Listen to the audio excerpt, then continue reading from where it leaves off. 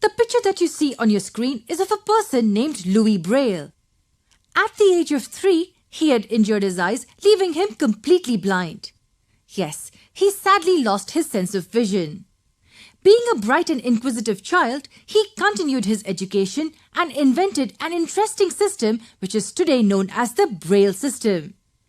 This is the system for visually handicapped people as it helps them to read and write. Let us study more about the system. This basic structure of the system starts with the Braille cell. As you can see, it's a cell with 6 dots arranged in 3 rows and 2 columns. These cells are named as 1, 2, 3 from top to bottom on the left and 4, 5, 6 from top to bottom on the right. Now on a piece of paper, some or all of these dots are slightly raised about their position. This is for the visually handicapped people to feel these dots using their sense of touch. So this was just one Braille cell. There are many on the piece of paper that can be used to form long sentences and numbers. The dot height, cell size and cell spacing are uniform throughout. Coming back to the single cell, how many patterns do you think can be formed from one single cell? This can be one pattern, this can be another, this is one more, and so on. How many patterns do you think can be formed? There are a total of 63 dot patterns that can be formed.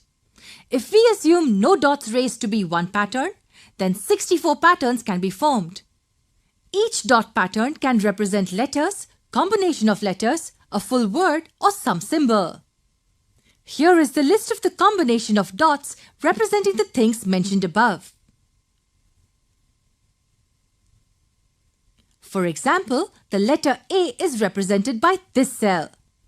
Only the first dot is raised in this case. Similarly, the letter J is represented by this with these 3 dots raised. The dots 2, 4 and 5 are raised. So this is the set of patterns we have for the English alphabet. 26 such patterns. But now I want you to observe something interesting. Look at the pattern for the digit 1 and the letter A. Aren't they the same?